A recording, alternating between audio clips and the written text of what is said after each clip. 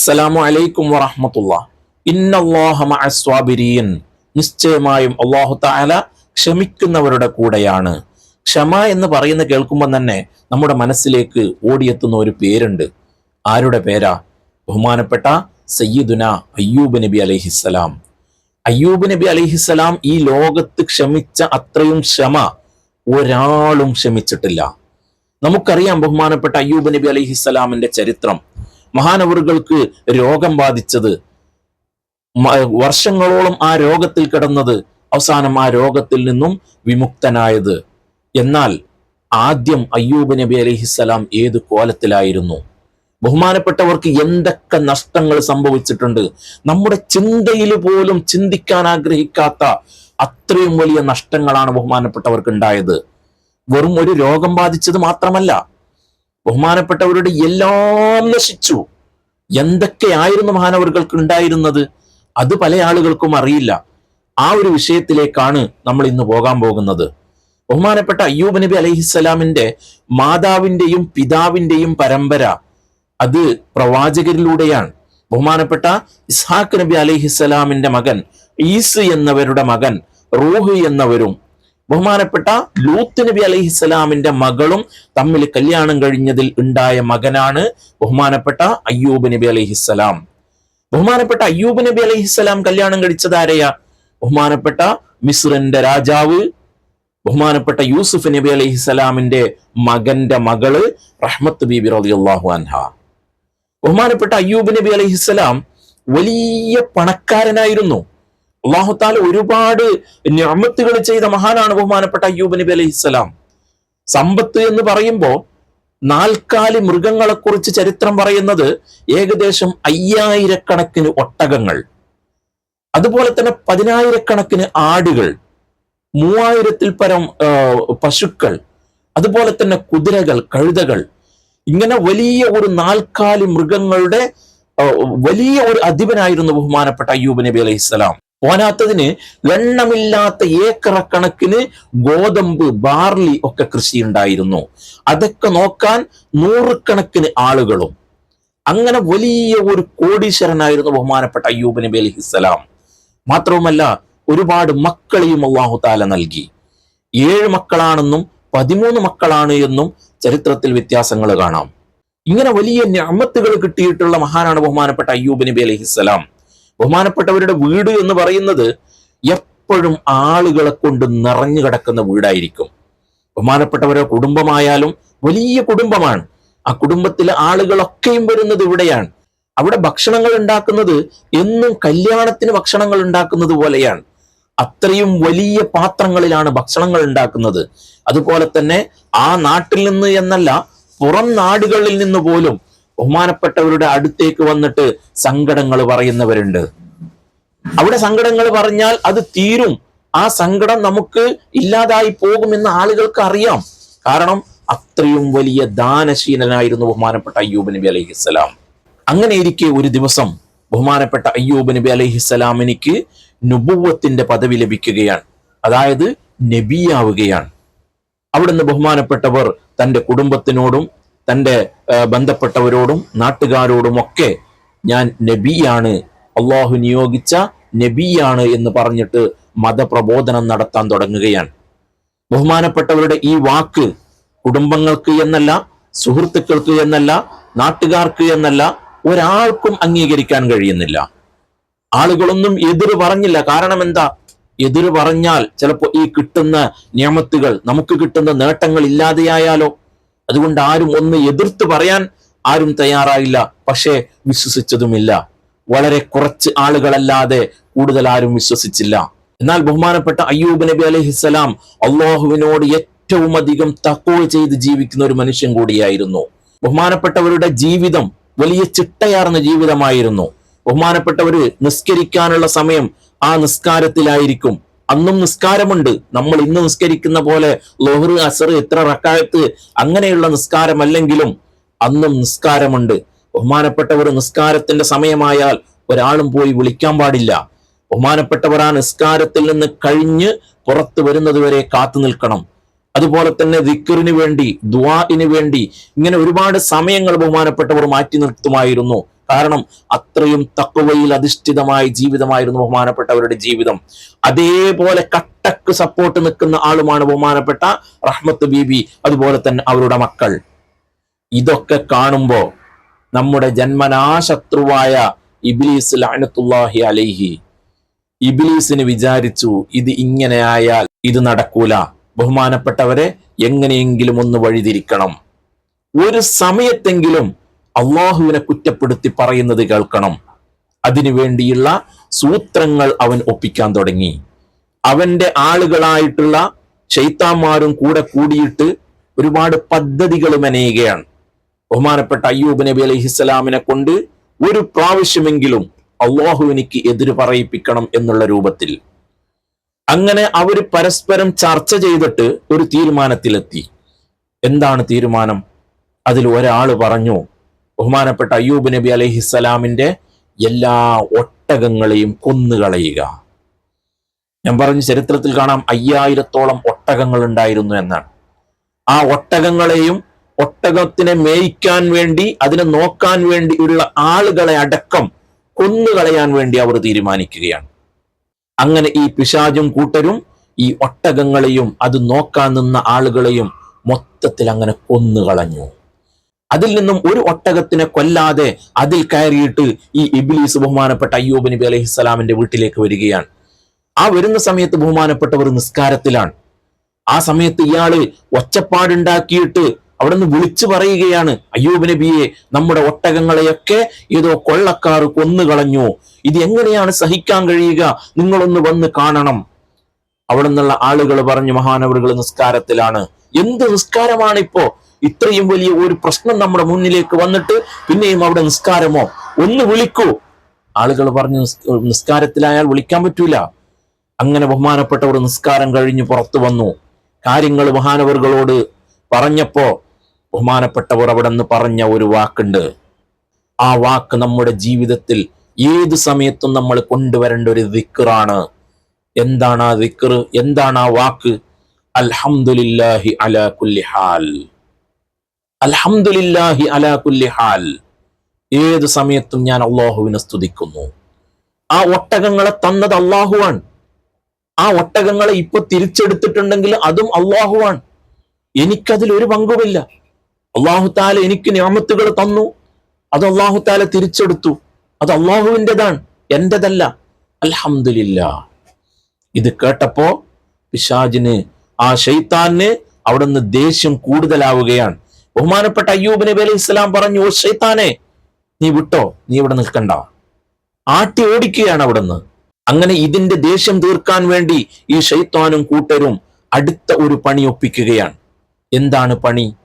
ബഹുമാനപ്പെട്ട അയ്യൂബ് നബി അലൈഹിസ്സലാമിന്റെ എല്ലാ കന്നുകാലികളെയും എല്ലാ നാൽക്കാലി മൃഗങ്ങളെയും അത് നോക്കാൻ ഏർപ്പാടാക്കിയ എല്ലാ ആട്ടിടയന്മാരെയും എല്ലാ മനുഷ്യരെയും കൊന്നുകളഞ്ഞു.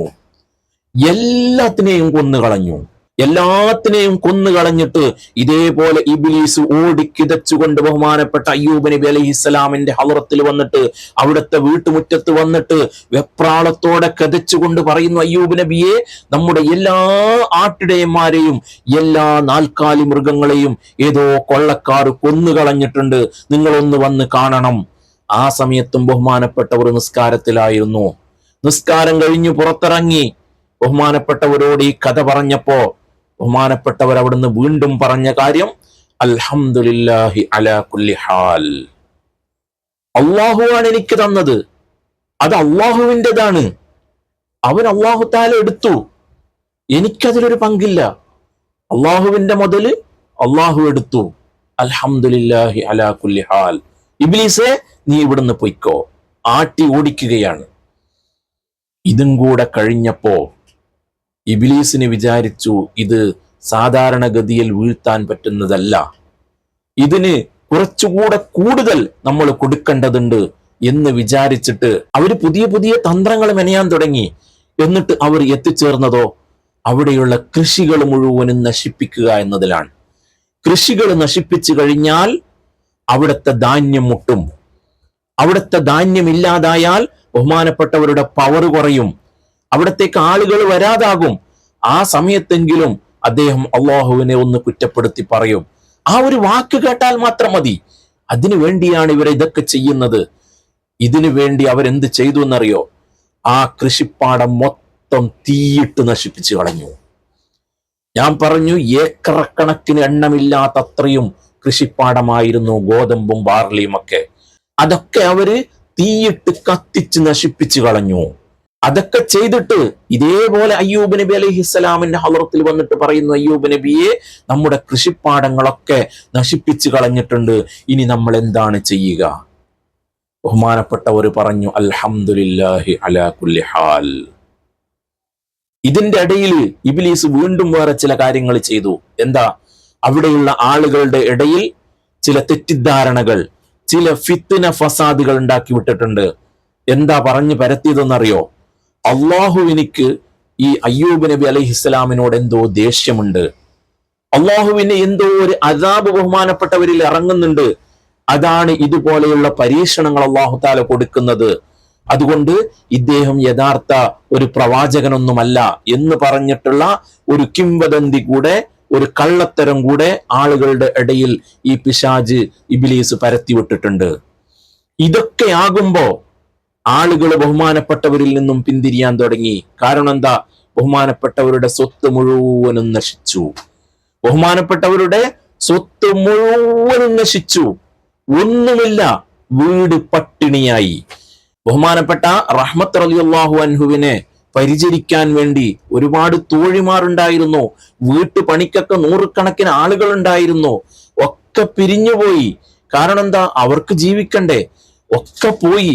പക്ഷെ എന്നിട്ടും ബഹുമാനപ്പെട്ട അയ്യൂബ് നബി അലൈഹിസ്സലാം, അതുപോലെ തന്നെ ജീവന് തുല്യം സ്നേഹിക്കുന്ന മക്കളും ഭാര്യയും, അവരുടെ സ്നേഹം അങ്ങനെയായിരുന്നു. അത്രയും കട്ടക്ക് സപ്പോർട്ട് നിൽക്കുന്ന ആളുകളായിരുന്നു. ഇത്രയൊക്കെ ചെയ്തിട്ടും ബഹുമാനപ്പെട്ട അയ്യൂബ് നബി അലൈഹിസ്സലാമിന്റെ മനസ്സിൽ ഒരു ചാഞ്ചല്യം വരുത്താൻ ഇബ്ലീസിന് കഴിയാത്തത് കൊണ്ട് ഇബ്ലീസിന്റെ ബാക്കിയുള്ള ആളുകൾ ചോദിച്ചു, അല്ല, ഞങ്ങളുടെ ഉപ്പുപ്പയായ ഇബ്ലീസെ, നീയല്ലേ പണ്ട് ആദം നബി അലൈഹിസ്സലാമിനെയും ഹവ്വാ ബീബി റളിയല്ലാഹു അൻഹയെയും ആ സ്വർഗത്തിൽ വെച്ച് ചതിച്ചത്? അത് ഹവ്വാ റളിയല്ലാഹു അൻഹയുടെ അടുത്ത് പോയിട്ട് നീ ഫിത്നയാക്കിയതല്ലേ? അതുപോലെ ഇവിടെ റഹ്മത്ത് ബീബി റളിയല്ലാഹു അൻഹയുടെ അടുത്ത് പോയിട്ട് നിനക്ക് ഫിത്നയാക്കിക്കൂടെ? അതിലൂടെ ബഹുമാനപ്പെട്ട അയ്യൂബ് നബി അലൈഹിസ്സലാമിനെ കുടുക്കിക്കൂടെ എന്നുള്ള ചില അഭിപ്രായങ്ങൾ ഈ ഇബ്ലീസിനോട് പറഞ്ഞപ്പോ ഇബ്ലീസ് പറയുന്നു, ഓ ശൈത്താന്മാരെ, നിങ്ങൾക്ക് മനസ്സിലാകാത്തൊരു കാര്യം എനിക്കറിയാം. കാരണം എന്താ? ഈ റഹ്മത്ത് എന്ന് പറയുന്നത് അത് പ്രവാചക പരമ്പരയിലെ ചോരയാണ്. ബഹുമാനപ്പെട്ട യൂസുഫ് നബി അലൈഹിസ്സലാമിന്റെ മകന്റെ ചോരയാണ് ആ ശരീരത്തിലൂടെ ഓടുന്നത്. ആ ഫിത്നയൊന്നും അവിടെ ഫലിക്കൂല. പിന്നെ എന്താ ചെയ്യുക? ഒരു അറ്റക്കൈ പ്രയോഗം അവർ നടത്തുകയാണ് ശൈത്താന്മാർ. എന്താ? ബഹുമാനപ്പെട്ട അയ്യൂബ് നബി അലൈഹിസ്സലാമിന്റെ മക്കളെ ഓരോന്നോരോന്നായി കൊന്നുകളയുകയാണ്. ബഹുമാനപ്പെട്ട അയ്യൂബ് നബി അലൈഹിസ്സലാമിന്റെ മക്കളെ ഓരോന്നോരോന്നായി കൊന്നുകളയുകയാണ്. നമ്മളൊന്ന് ചിന്തിച്ചു നോക്ക്. മക്കൾ നഷ്ടപ്പെടുന്ന മാതാപിതാക്കളുടെ അവസ്ഥ. നമ്മുടെ മക്കൾക്ക് ഒരു അസുഖം വന്നു എന്നറിഞ്ഞാൽ പിന്നീടുള്ള രാത്രികൾ ഉറക്കമില്ലാത്ത രാത്രികളായിരിക്കും നമ്മുടെ മാതാപിതാക്കളുടേത്, അല്ലെ? എന്നാൽ ഒരു കുട്ടി മരിക്കുന്നു എന്ന് കണ്ടാൽ അതും ഒന്നിച്ചു കൊന്നുകളഞ്ഞതല്ല, ഓരോ കുട്ടിയെയായി കൊന്നുകളയുകയാണ്. ആ കൊല്ലുന്ന സമയത്തും ബഹുമാനപ്പെട്ടവരുടെ കണ്ണിൽ നിന്നും കണ്ണീര് വരുന്നുണ്ട്, ബഹുമാനപ്പെട്ടവർ കരയുന്നുണ്ട്. പക്ഷേ ആ സമയത്തും ബഹുമാനപ്പെട്ടവർ ഈ മയ്യത്ത് കൊണ്ടുപോയി കബറടക്കുന്ന സമയത്തും ആ വായിൽ നിന്നും വരുന്ന ശബ്ദം അൽഹംദുലില്ലാഹി അലാ കുല്ലി ഹാൽ. പടച്ചോനെ, ഒക്കെ നീ തരുന്നതാണ് എനിക്ക്, നീയാണ് എല്ലാം എടുത്തു കൊണ്ടുപോകുന്നവൻ, ഒക്കെ നിന്റേതാണ്, എന്റേതല്ല. ഇതും പറഞ്ഞുകൊണ്ടാണ് പറയുന്നത് അൽഹംദുലില്ലാഹി അലാ കുല്ലി ഹാൽ. അങ്ങനെ എല്ലാ മക്കളെയും കൊന്നുകളയുകയും ഒരു കുട്ടിയെ മാത്രം ബാക്കിയാക്കുകയും ചെയ്തു. ബിശ്ർ എന്നായിരുന്നു ആ കുട്ടിയുടെ പേര്. പിന്നീട് ചരിത്രത്തിൽ കാണാം, ബഹുമാനപ്പെട്ട ദുൽകിഫ്ൽ അലൈഹിസ്സലാം എന്ന പേരിൽ അറിയപ്പെട്ട പ്രവാചകൻ ഈ ബിശ്ർ എന്ന് പറയുന്ന കുട്ടിയായിരുന്നു എന്ന്. അങ്ങനെ ബഹുമാനപ്പെട്ട അയ്യൂബ് നബി അലൈഹിസ്സലാം വളരെ ക്ഷമിച്ചുകൊണ്ട് മുന്നോട്ട് പോകുന്ന സമയത്ത് ഈ പിശാജ് അടങ്ങി നിന്നില്ല, ഇബ്ലീസ് അടങ്ങി നിന്നില്ല. ഒരു ദിവസം ബഹുമാനപ്പെട്ടവർ നിസ്കരിക്കുന്ന സമയത്ത് ബഹുമാനപ്പെട്ടവരുടെ മൂക്കിലും വായിലും ഈ പിശാജ് വന്നിട്ട് സിഹിറിന്റെ ഊത്ത് ഊതുകയാണ്. ഒരു ഊത്ത് ഊതുകയാണ്, സിഹിറിന്റെ ഊത്ത്. ആ ഊത്ത് ശരീരത്തിലോട്ട് അങ്ങ് കയറിയപ്പോ ബഹുമാനപ്പെട്ടവരുടെ ശരീരം കറുക്കാൻ തുടങ്ങി. കറുക്കുക എന്ന് മാത്രമല്ല, ശരീരം ചൊറിച്ചിൽ വരാൻ തുടങ്ങി. അങ്ങനെ ബഹുമാനപ്പെട്ടവർ ചൊറിയാൻ തുടങ്ങി. ചൊറിഞ്ഞ് ചൊറിഞ്ഞ് ശരീരം പൊട്ടാൻ തുടങ്ങി. പൊട്ടുക എന്ന് മാത്രമല്ല, ക്രമേണ ആ ശരീരം പഴുക്കാൻ തുടങ്ങി. പഴുത്ത് ചലമൊലിക്കാൻ തുടങ്ങി. അതിൽ പുഴുക്കൾ വരാൻ തുടങ്ങി. ഇതും കൂടെ കണ്ടപ്പോ നാട്ടുകാർക്ക് ഒരു ഉപകാരമില്ല. ഇപ്പൊ ബഹുമാനപ്പെട്ട അയ്യൂബ് നബി അലൈഹിസ്സലാമിനെ തൊട്ട് നാട്ടുകാര് പറഞ്ഞു, ഇനി ഇവിടെ നിൽക്കാൻ പാടില്ല. നാട്ടുകാരൊക്കെ ബഹുമാനപ്പെട്ടവർക്ക് എതിര് തിരിഞ്ഞു. അവര് ബഹുമാനപ്പെട്ട അയ്യൂബ് നബി അലൈഹിസ്സലാമിനെയും ബഹുമാനപ്പെട്ട റഹ്മത്ത് ബീബിയെയും ആ വീട്ടിൽ നിന്നും ആ നാട്ടിൽ നിന്നും പുറത്താക്കുകയാണ്. ബഹുമാനപ്പെട്ട അയ്യൂബ് നബി അലൈഹിസ്സലാമിനിക്ക് നടക്കാൻ കഴിയുന്നില്ല.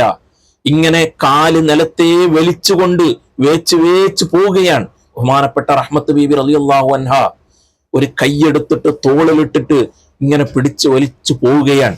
അങ്ങനെ ഒരുപാട് ദൂരം പോയിട്ട് ഒരു സ്ഥലത്ത് ചെറിയൊരു ടെന്റ് ഉണ്ടാക്കിയിട്ട് ആ ടെന്റിൽ ബഹുമാനപ്പെട്ടവർ കഴിയുകയാണ്.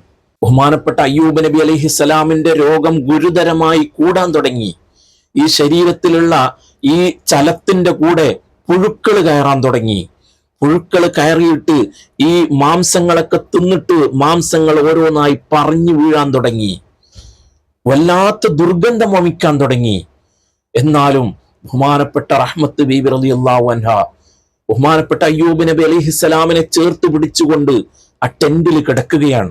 ബഹുമാനപ്പെട്ടവർ ആ സമയത്തും നിസ്കരിക്കുന്നുണ്ട്. ബഹുമാനപ്പെട്ടവരുടെ നാവിനും ഹൃദയത്തിനും അതുപോലെ തന്നെ കണ്ണിനും അല്ലാഹു തആല രോഗം കൊടുത്തിട്ടില്ല. ബാക്കി മുഴുവൻ സ്ഥലങ്ങളിലും പുഴുക്കൾ കയറാൻ തുടങ്ങി. അങ്ങനെ ബഹുമാനപ്പെട്ട റഹ്മത്ത് ബീബി ചോദിക്കുകയാണ്, അല്ലയോ പ്രാണനാഥ, നമുക്ക് ഭക്ഷിക്കാൻ ഭക്ഷണമില്ല, നമുക്ക് കുടിക്കാൻ വെള്ളമില്ല, നമ്മൾ എന്താ ചെയ്യുക? ഞാൻ ഇവിടെ അടുത്തെവിടെയെങ്കിലും പോയിട്ട് വല്ല ജോലിയും കിട്ടുമോ എന്ന് നോക്കട്ടെ. വീട്ടു ജോലി വല്ലതും കിട്ടിയാൽ, കുറച്ച് ഭക്ഷണം നമുക്ക് കിട്ടിയാൽ അതുകൊണ്ട് നമുക്ക് ഭക്ഷണം കഴിക്കാലോ, നമുക്ക് നോമ്പ് തുറക്കാലോ. അങ്ങനെ ബഹുമാനപ്പെട്ട റഹ്മത്ത് ബീവി, ആരാ റഹ്മത്ത് ബീവി? പ്രവാചകൻ ലൂത്ത് നബി അലൈഹിസ്സലാമിന്റെ മകളാണ്. അയ്യൂബ് നബി അലൈഹിസ്സലാമോ പ്രവാചകനാണ്, വലിയ കോടീശ്വരനായിരുന്നു. എന്നിട്ടോ ഇന്ന് കിടക്കുന്നത് ഒരു ടെന്റില്, കുടിക്കാൻ വെള്ളമില്ലാതെ, തിന്നാൻ ഭക്ഷണമില്ലാതെ, ഇത്രയും വലിയ ഒരു രോഗത്തിനടിമപ്പെട്ടുകൊണ്ട്. ആ സമയത്തും ബഹുമാനപ്പെട്ടവർ അള്ളാഹുവിനോട് രോഗം ശിഫയാക്കണേ എന്ന് ദുആ ചെയ്യുന്നില്ല. ഒരൊറ്റൊരു ദുആ മതി. അള്ളാഹുവിന്റെ നബിയാണ്, ഒരു ദുആ മതി, ഒന്ന് കൈയുയർത്തിയാൽ. ചെയ്തില്ല. അള്ളാഹു തആല തന്നതാണ്, അവന്റെ പരീക്ഷണമാണ്. നബിയല്ലേ, അറിയാലോ. അതുകൊണ്ട് പറഞ്ഞില്ല, അള്ളാഹുവിനോട് പരാതി പറഞ്ഞില്ല. ബഹുമാനപ്പെട്ട റഹ്മത്ത് ബീവി ജോലി അന്വേഷിച്ചു പോയി. പല സ്ഥലങ്ങളിൽ നിന്നും ജോലി കൊടുത്തില്ല. ഒരു സ്ഥലത്ത് നിന്ന് ജോലി കൊടുത്തു, കഷ്ടപ്പെട്ട ജോലി. ആ ജോലിയും കഴിഞ്ഞ് വരുമ്പോ കുറച്ച് ഭക്ഷണവുമായി വന്നു. ആ ഭക്ഷണം കഴിച്ചു. അന്ന് പോയി പിറ്റേ ദിവസം വീണ്ടും റഹ്മത്ത് ബീബി പോവുകയാണ്. അങ്ങനെ ഒരു നാട്ടിൽ നിന്നും പിന്നൊരു നാട്ടിലേക്ക്, അവിടെ നിന്നും പല സംഭവങ്ങളും അതിന്റെ ഇടയിൽ ഉണ്ടാകുന്നുണ്ട്. പല ആളുകളും പല സ്ഥലങ്ങളിൽ നിന്നും ആട്ടി ഓടിക്കുന്നുണ്ട്. അതുപോലെ തന്നെ ബഹുമാനപ്പെട്ട അയ്യൂബ് നബി അലൈഹിസ്സലാമിനെ വല്ലാതെ സ്നേഹിക്കുന്ന ഒരു കുടുംബത്തിലേക്ക് പോലും ബഹുമാനപ്പെട്ട റഹ്മത്ത് ബീബി എത്തിച്ചെല്ലുന്നുണ്ട്. പക്ഷെ അവിടുന്ന് പറയാൻ പറ്റുമോ അയ്യൂബ് നബി ഇങ്ങനെയുള്ള ഒരു അവസ്ഥയിലാണ് എന്ന്? ആ നാട്ടിലുണ്ടായ ആ അവസ്ഥ ഓർമ്മയുണ്ടല്ലോ, അതുപോലെ ഇവിടുന്നും ആട്ടി ഓടിക്കൂലേ? അതൊന്നും ബഹുമാനപ്പെട്ടവർ പറഞ്ഞില്ല. അങ്ങനെ അറിഞ്ഞ ഒരു വീട്ടിൽ ബഹുമാനപ്പെട്ട അയ്യൂബ് നബി അലൈഹിസ്സലാം പോയതായിട്ടും അവിടെ താമസിച്ചതായിട്ടും ചില ചരിത്രങ്ങളിൽ പറയുന്നുണ്ട്.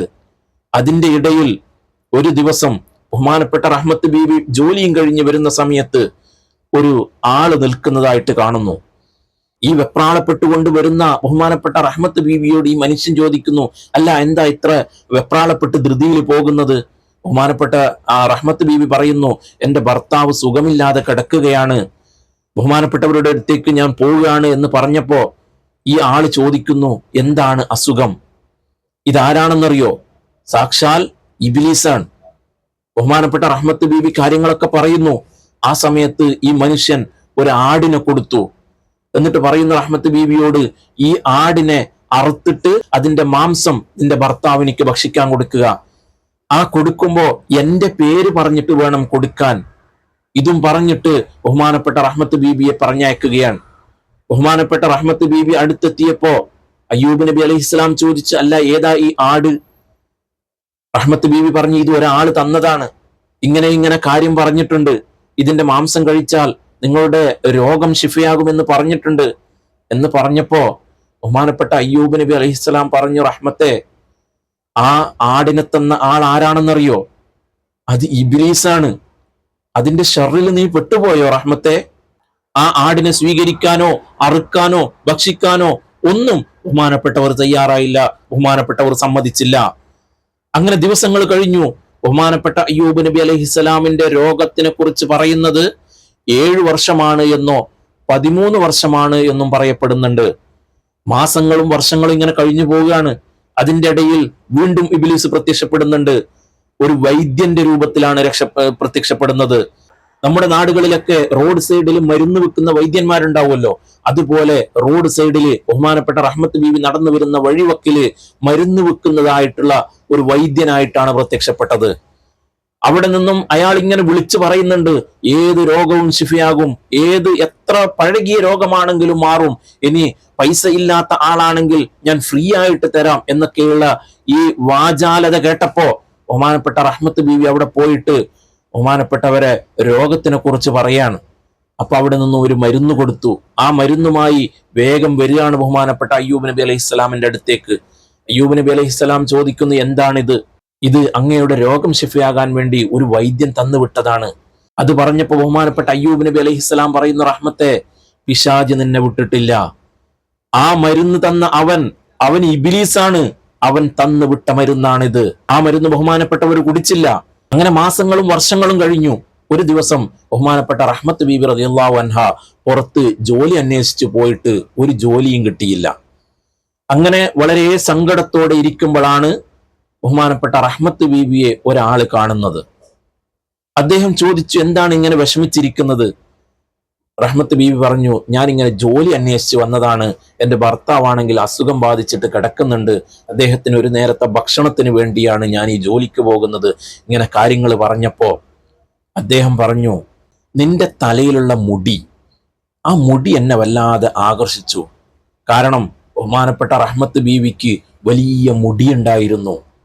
വലിയ പനങ്കൊല പോലെയുള്ള മുടി എന്നൊക്കെ പറയൂലേ, അത്രയും വലിയ മുടിയായിരുന്നു ബഹുമാനപ്പെട്ട റഹ്മത്ത് ബീവിക്ക് ഉണ്ടായിരുന്നത്. ആ മുടി ബഹുമാനപ്പെട്ട അയ്യൂബ് നബി അലൈഹിസ്സലാമിനിക്ക് വളരെ ഇഷ്ടമായിരുന്നു.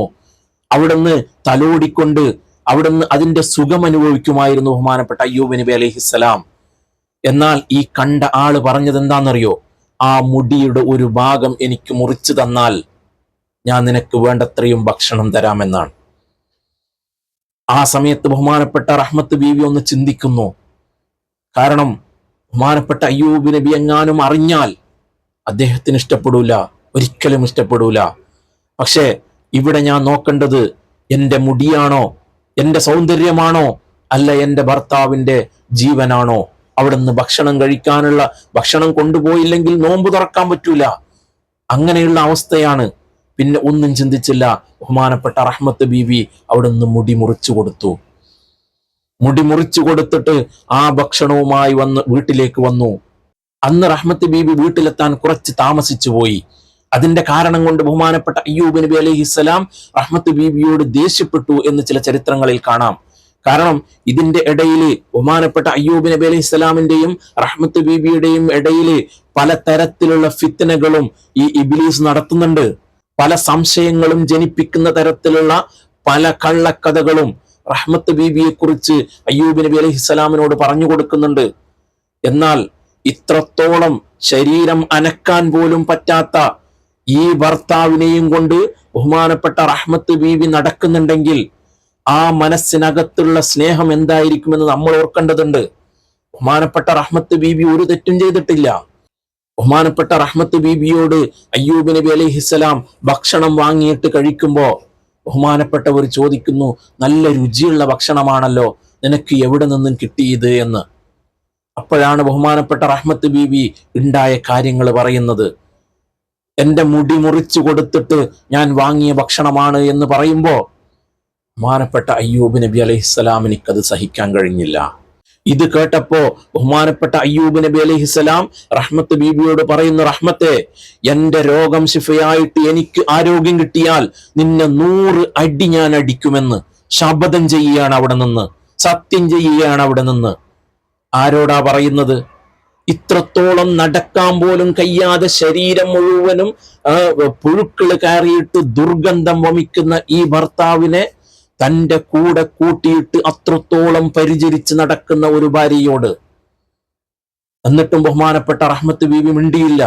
അങ്ങനെ 100 അടി അടിക്കുമെന്ന് പറയുക മാത്രമല്ല, ബഹുമാനപ്പെട്ട റഹ്മത്ത് ബീബിയോട് പറയാണ്, ഇനി എനിക്ക് നിന്നെ കാണണ്ട, നീ എന്റെ അടുത്ത് നിന്നും വിട്ടുപോയിക്കൊള്ളണം.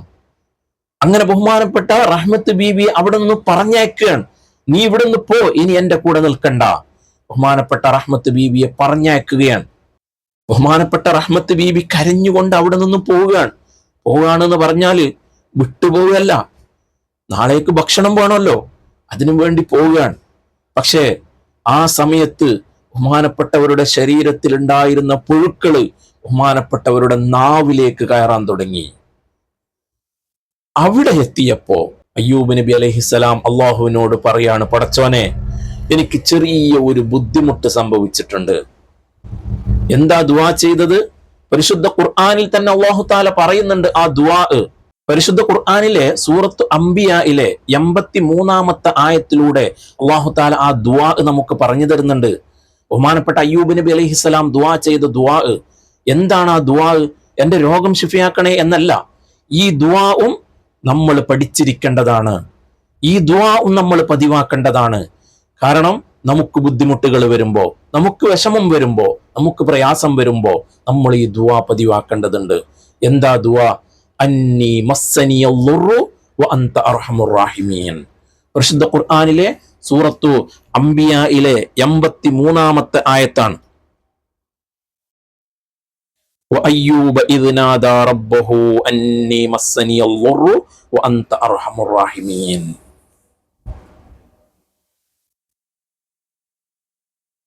എന്താ പറഞ്ഞത്? പടച്ചോനെ, എനിക്ക് ചെറിയ ഒരു ബുദ്ധിമുട്ട്, ചെറിയ ഒരു വിഷമം സംഭവിച്ചിട്ടുണ്ട്, നീ ഏറ്റവും വലിയ കരുണ ചെയ്യുന്നവനാണല്ലോ എന്ന്. നമ്മളൊക്കെ ആണെങ്കിൽ എന്തായിരിക്കും അവസ്ഥ? ഒരു പനി വന്നാൽ ഒരു ദിവസം കഴിഞ്ഞു, 2-ാമത്തെ ദിവസമാകുമ്പോ എന്തൊരു ഹലാക്കിന്റെ പനിയാണ്, പടച്ചോനെ നിനക്ക് കാണുന്നില്ല, നീ എന്താ എനിക്ക് മാത്രം ഇങ്ങനെ രോഗം തരുന്നു, എന്തൊക്കെ പറച്ചിലായിരിക്കും അല്ലെ? ഒരിക്കലും പറയാൻ പാടില്ല. പിന്നെ ക്ഷമിക്കുക, ക്ഷമയാണ് വേണ്ടത്. ഈ ദുആ ചെയ്തപ്പോ അല്ലാഹു തആല വിചാരിച്ചു, ഇനി മതി, എൻ്റെ അടിമയെ പരീക്ഷിച്ചത് മതി, എൻ്റെ അടിമ എൻ്റെ പരീക്ഷണത്തിൽ വിജയിച്ചിട്ടുണ്ട്, അതുകൊണ്ട് ഈ പരീക്ഷണം ഇവിടെ വെച്ച് അവസാനിപ്പിക്കുകയാണ്. ബഹുമാനപ്പെട്ട അയ്യൂബ് നബി അലൈഹിസ്സലാം ഇങ്ങനെ നോക്കുകയാണ്. ആരെ? ബഹുമാനപ്പെട്ട റഹ്മത്ത് ബീവിയെ. ബഹുമാനപ്പെട്ടവർക്ക് അറിയാം പോകൂല എവിടെയും. പക്ഷേ ആ ദേഷ്യം വന്ന സമയത്ത് ഇറക്കി വിട്ടപ്പോ ആ സങ്കടത്തിൽ ബഹുമാനപ്പെട്ട റഹ്മത്ത് ബീബി പോവുകയും ചെയ്തു. പക്ഷെ റഹ്മത്ത് ബീബി ആണെങ്കിലോ തിരിച്ചു വരാൻ വേണ്ടി നിൽക്കുകയാണ്. രണ്ടാൾക്കും പിരിഞ്ഞു നിൽക്കാൻ കഴിയില്ല. എന്നാലോ ഭക്ഷണം വേണം, അതിനുവേണ്ടി പല സ്ഥലങ്ങളിലും ബഹുമാനപ്പെട്ട റഹ്മത്ത് ബീബി പോകുന്നുണ്ട്. ആ സമയത്താണ് ബഹുമാനപ്പെട്ട അയ്യൂബ് നബി അലൈഹിസ്സലാമിന്റെ മുമ്പിൽ നസലൽ അമീൻ മലക്ക് ജിബ്രീൽ അലൈഹിസ്സലാം. ജിബ്രീൽ അലൈഹിസ്സലാം വന്നുകൊണ്ട് അയ്യൂബ് നബി അലൈഹിസ്സലാമിനോട് പറയുന്നു, അയ്യൂബ് നബിയെ, നിങ്ങളുടെ സമയമായിട്ടുണ്ട്, നിങ്ങളുടെ പരീക്ഷണം അല്ലാഹു തആല അവസാനിപ്പിച്ചിട്ടുണ്ട്. എന്നാൽ നിങ്ങളുടെ രോഗം ശിഫയാകണ്ടേ? അതിനുവേണ്ടി ബഹുമാനപ്പെട്ട ജിബ്രീൽ അലൈഹിസ്സലാം അയ്യൂബ് നബി അലൈഹിസ്സലാമിനെ പിടിച്ച് എഴുന്നേൽപ്പിച്ചിട്ട് ബഹുമാനപ്പെട്ട അയ്യൂബ് നബി അലൈഹിസ്സലാമിനോട് പറയുന്നു, അയ്യൂബ് നബിയെ, നിങ്ങളുടെ കാലുകൊണ്ട് ഭൂമിയിലേക്കൊന്ന് അമർത്തി ചവിട്ടുക. ആ ചവിട്ടിയ സമയത്ത് അവിടെ ഒരു ഉറവയുണ്ടായി, അവിടെ ഒരു നീരുറവയുണ്ടായി.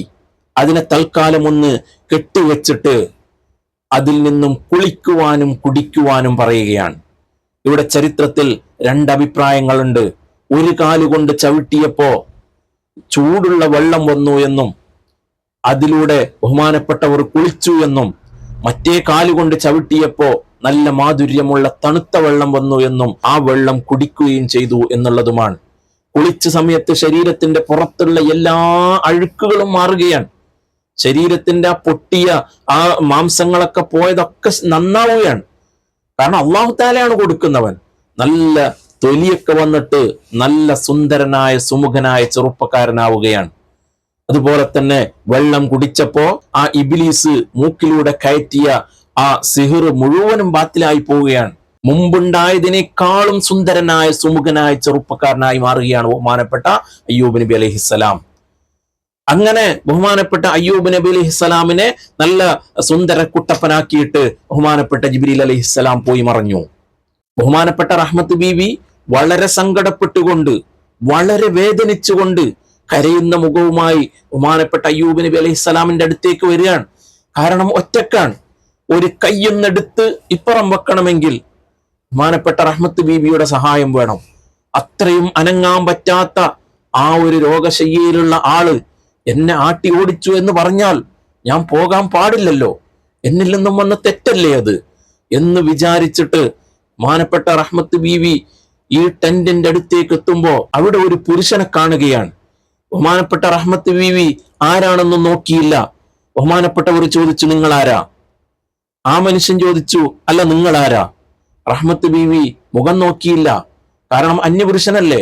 ബഹുമാനപ്പെട്ടവർ പറഞ്ഞു, എന്റെ ഭർത്താവ് ഇവിടെ അസുഖബാധിതനായി കിടക്കുകയായിരുന്നു, പക്ഷെ ഇപ്പോ ബഹുമാനപ്പെട്ടവരെ കാണാനില്ല, എവിടെ പോയി അറിയില്ല എന്ന് പറഞ്ഞപ്പോ ബഹുമാനപ്പെട്ട അയ്യൂബ് നബി അലൈഹിസ്സലാം പറഞ്ഞു, റഹ്മത്തെ, എന്റെ മുഖത്തേക്ക് നീ ഒന്ന് നോക്ക്, ഈ മുഖം നിനക്ക് പരിചയമുണ്ടോ?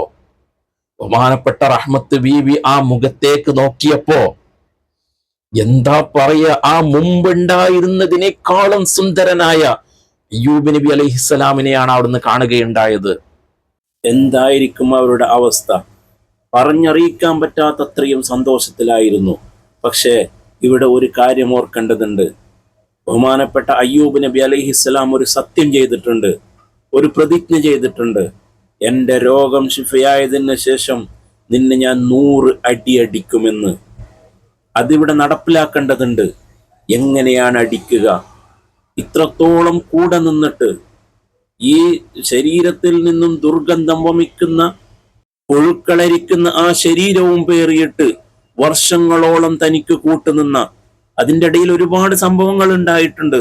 ബഹുമാനപ്പെട്ട റഹ്മത്ത് ബീവി മരുഭൂമിയിലൂടെ നടന്നിട്ട് കാല് പൊള്ളിയിട്ട് പുണ്ണായിട്ട് കാല് കുത്താൻ കഴിയാത്ത അവസ്ഥയിലും ബഹുമാനപ്പെട്ടവർക്ക് വേണ്ടി ജോലി ചെയ്യാൻ പോയ പല സംഭവങ്ങളും ഇതിൻ്റെ ഇടയിൽ ഉണ്ടായിട്ടുണ്ട്. ഇത്രത്തോളം കൂടെ നിന്ന ഈ ഭാര്യയെ ഇനി എങ്ങനെ 100 അടി അടിക്കും? അടിക്കാതിരിക്കാനും കഴിയില്ല, സത്യം ചെയ്തതാണ്. ഇനി എന്ത് ചെയ്യുമെന്നുള്ള വിഷമത്തിലിരിക്കുമ്പോഴാണ് ബഹുമാനപ്പെട്ട നസലൽ അമീനു മലക്ക് ജിബ്രീൽ അലൈഹിസ്സലാം വീണ്ടും വരുന്നത്. ജിബ്രീൽ അലൈഹിസ്സലാം വന്നിട്ട് അവിടുന്ന് ബഹുമാനപ്പെട്ട അയ്യൂബ് നബി അലൈഹിസ്സലാമിനോട് പറയുന്ന, നബിയെ, നിങ്ങള് ചെറിയ പുൽക്കൊടി അല്ലെങ്കിൽ ചെറിയ കമ്പുകൾ എന്നും പറയുന്നുണ്ട്, പുൽക്കൊടി ഒരു 100 എണ്ണം എടുക്കുക, 100 എണ്ണം എടുത്തിട്ട് അതുകൊണ്ട് ഒരടി കൊടുക്കുക. അങ്ങനെയുള്ള ഒരു തീർപ്പ് അവിടെ തീർപ്പ് കൽപ്പിച്ചിട്ട് ബഹുമാനപ്പെട്ട ജിബ്രീൽ അലൈഹിസ്സലാം അവിടുന്ന് പോവുകയാണ്. ഇതുവരെയുള്ള ചരിത്രമാണ് നമ്മൾ കേൾക്കാറുണ്ടായിരുന്നത്. എന്നാൽ ഇനി അങ്ങോട്ട് എന്ത് സംഭവിച്ചു? അതും പരിശുദ്ധ ഖുർആനിലൂടെ അംബിയാ സൂറത്തിലൂടെ തന്നെ പറയുന്നുണ്ട്. എന്താ? പണ്ടുണ്ടായിരുന്ന എല്ലാ സ്വത്തുക്കളും ബഹുമാനപ്പെട്ട അയ്യൂബ് നബി അലൈഹിസ്സലാമിനിക്ക് തിരിച്ചു കിട്ടുന്നു. അതുപോലെ തന്നെ ഒരുപാട് സന്താനങ്ങൾ ഉണ്ടാകുന്നു. അല്ലാഹു തആല തിരിച്ചെടുത്ത എല്ലാ നിഅമത്തുകളും അല്ലാഹു തആല ബഹുമാനപ്പെട്ട അയ്യൂബ് നബി അലൈഹിസ്സലാമിനിക്ക് തന്നെ കൊടുക്കുകയാണ്. അപ്പൊ ഈ ഒരു ചരിത്രത്തിൽ നിന്നും നമ്മൾ പാഠം ഉൾക്കൊള്ളേണ്ടത് 2 ദിക്റുകളാണ് മെയിനായിട്ട് വേണ്ടത്. എന്ത് ആഫത്ത് വന്നാലും എന്ത് മുസീബത്ത് വന്നാലും അൽഹംദുലില്ലാഹി അലാ കുല്ലി ഹാൽ. അതുപോലെ തന്നെ എന്ത് പരീക്ഷണം വന്നാലും ഇന്നി മസ്സനിയദ്ദുറു വ അൻത അർഹമുർ റഹീമീൻ. ഈ ഒരു ദുആ ഇത് നമ്മൾ പതിവാക്കിയാൽ നമുക്കെവിടെയും ഒരു പ്രശ്നം ഉണ്ടാവില്ല. അല്ലാഹു തആല എന്ത് പരീക്ഷണം വെച്ചിട്ടുണ്ടെങ്കിലും നമ്മൾ അതിൽ വിജയിക്കുമെന്നതിൽ യാതൊരു സംശയവുമില്ല. അല്ലാഹു തആല നമ്മെല്ലാവരെയും വിജയികളിൽ ഉൾപ്പെടുത്തി തരുമാറാവട്ടെ. ആമീൻ യാ റബ്ബൽ ആലമീൻ. എന്നാൽ നമ്മുടെ ജീവിതത്തിൽ എന്താണ് കണ്ടുകൊണ്ടിരിക്കുന്നത്? നമ്മൾ ആകെ പഠിച്ചിട്ടുള്ളത് എന്താ? ഇന്നല്ലാഹ മഅസ്വാബിരീൻ. അല്ലാഹു തആല ക്ഷമിക്കുന്ന ആളുകളുടെ കൂടെയാണ്. അതുപോലെ തന്നെ അസ്വബ്റു നിസ്ഫുൽ ഈമാൻ, ക്ഷമ എന്നുള്ളത് ഈമാനിന്റെ പകുതിയാണ്. ഇതൊക്കെ നമുക്ക് പറയാൻ കഴിയും, നമ്മൾ പഠിച്ചിട്ടുണ്ട്. എന്നാലോ നമ്മുടെ ജീവിതത്തിലേക്ക് എത്തുമ്പോൾ, നമ്മുടെ ആ ഘട്ടത്തിലേക്ക് എത്തുമ്പോൾ അവിടെ അതൊന്നുമില്ല. അവിടെ ഇതൊന്നും പ്രാക്ടിക്കലാക്കാൻ നമുക്ക് കഴിയില്ല. ഒരാള് നമ്മെ ഒരു ബുദ്ധിമുട്ടുണ്ടാക്കിയാൽ നമ്മൾ 4 ബുദ്ധിമുട്ട് അങ്ങോട്ടുണ്ടാക്കും, അല്ലെ? എന്തെങ്കിലും ഒരു പ്രശ്നം നമുക്കുണ്ടാക്കിയാൽ നമ്മൾ അതിന് തിരിച്ച് പ്രതികാരം ചെയ്യും. ക്ഷമിക്കാൻ കഴിയില്ല, അല്ലെ? ചില ആളുകൾ തുറന്ന് പറയാറുണ്ട്, എന്താ, എനിക്ക് വേറൊരു മുഖമുണ്ട്, അത് നീ വെറുതെ എടുപ്പിക്കണ്ട. അവൻ സ്വയം പറയാണ്, ഞാൻ നല്ലവനല്ല, എനിക്ക് ക്ഷമയില്ല, ഞാൻ ഇങ്ങനൊന്നല്ല, ഞാൻ വെറും തറയാണ് എന്ന് അവൻ പറയാണ് അങ്ങോട്ട്. എന്താ, എനിക്ക് വേറൊരു മുഖമുണ്ട്, നീ അത് എടുപ്പിക്കണ്ട. അങ്ങനെയല്ല ആവേണ്ടത്. എന്ത് ചെയ്താലും, എന്ത് ഇല്ലാക്കഥകൾ ഉണ്ടാക്കിയാലും, എന്ത് കുപ്രചരണങ്ങൾ പ്രചരിപ്പിച്ചാലും തവക്കൽതു അലല്ലാഹ്, അൽഹംദുലില്ലാഹി അലാ കുല്ലി ഹാൽ. ബഹുമാനപ്പെട്ട അയ്യൂബ് നബി അലൈഹിസ്സലാമിന്റെ ദുആ ഒക്കെ അള്ളാഹുവാണ് തരുന്നത്. നല്ലതും പൊട്ടും അറിയുന്നവൻ അള്ളാഹു മാത്രമാണ്. നമ്മെ ബുദ്ധിമുട്ടിക്കുന്ന ആളുകളെ കാണുന്നവനും അള്ളാഹുവാണ്, നമ്മെ കാണുന്നവനും അള്ളാഹുവാണ്. അപ്പൊ അതിൽ എന്താണ് വേണ്ടത് എന്ന് അള്ളാഹു താല തീരുമാനിക്കും. അള്ളാഹുവിന്റെ അടുക്കൽ വേണ്ടത് എന്താ? ക്ഷമയാണ്. ക്ഷമിച്ചുകൊണ്ട് അള്ളാഹുവിനോട് പരാതി പറയാതെ എന്ത് കാര്യം നിന്നാലും അതിനെ ക്ഷമിക്കുന്നവനാരോ അവന്റെ കൂടെയാണ് അള്ളാഹു. അപ്പൊ മറ്റേ ആൾ എന്താവും? പരാജയപ്പെടും, ഉറപ്പല്ലേ? കാരണം അള്ളാഹു താല ഉള്ള ഭാഗമാണല്ലോ വിജയിക്കുക. മറ്റുള്ള ആളുകളോ അവർ പരാജയപ്പെടും, ഒരു സമയത്തല്ലെങ്കിൽ പിന്നൊരു സമയത്ത് പരാജയപ്പെടും, അത് ഉറപ്പാണ്. അതുകൊണ്ട് നമ്മൾ എല്ലാ കാര്യത്തിലും ക്ഷമിക്കുക. അതുപോലെ അള്ളാഹു താല വേറൊരു സ്ഥലത്ത് ഖുർആനിൽ പറഞ്ഞത് വസ്ബിറു വസ്വാബിറു എന്നാ. അതെന്താ അങ്ങനെ പറഞ്ഞത്? വസ്ബിറു വസ്വാബിറു രണ്ടും ഒന്നല്ലേ? ക്ഷമിക്കുക ക്ഷമിക്കുക എന്ന് 2 പ്രാവശ്യം പറഞ്ഞത് എന്താ? അത് നമ്മുടെ സ്വന്തം ശരീരത്തിനെ കുറിച്ച് ക്ഷമിക്കുക, അതുപോലെ തന്നെ മറ്റുള്ള ആളുകളിൽ നിന്നും ക്ഷമിക്കുക. നമ്മുടെ ശരീരത്തിന് രോഗം വന്നാൽ, നമ്മുടെ ശരീരത്തിന് ബുദ്ധിമുട്ടുകൾ വന്നാൽ, എന്തെങ്കിലും പ്രശ്നങ്ങൾ വന്നാൽ അത് നമ്മൾ സ്വയം ക്ഷമിക്കുക, പരാതി പറയരുത്.